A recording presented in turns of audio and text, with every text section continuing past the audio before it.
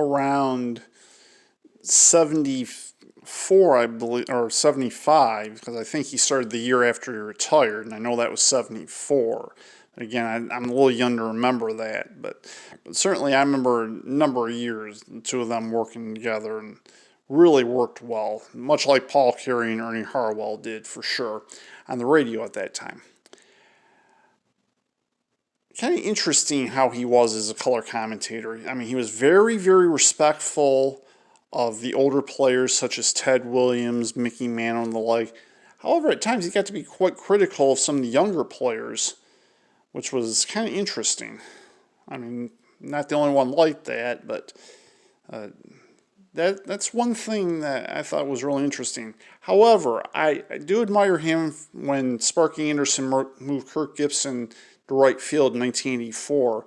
He had helped him to learn how to play the position. While Kirk Gibson wound up not being a great fielder, I would say it improved a bit with Al Kaline's tutelage, to be sure.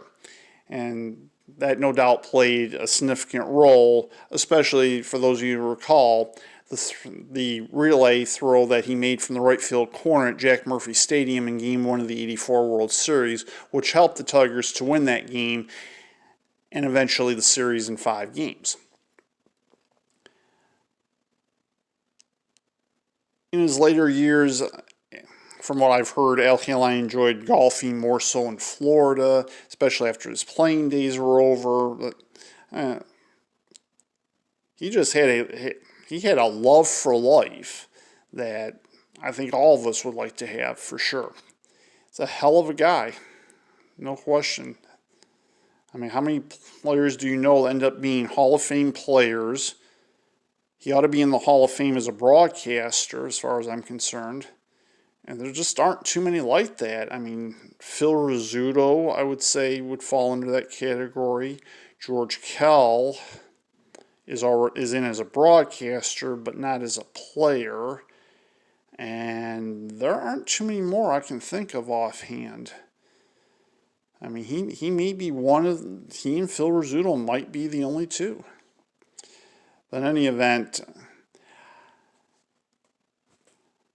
in honor of Al Kaline, the show must go on. And in the next segment, I will come back to some of my thoughts that I was going to talk about in a future show or future shows, and I will present all of that today as best I can, though be it I haven't polished it as of yet. So stay tuned on Ed's Sports Channel, and I'll be right back to talk about what the rest of the show is going to be like.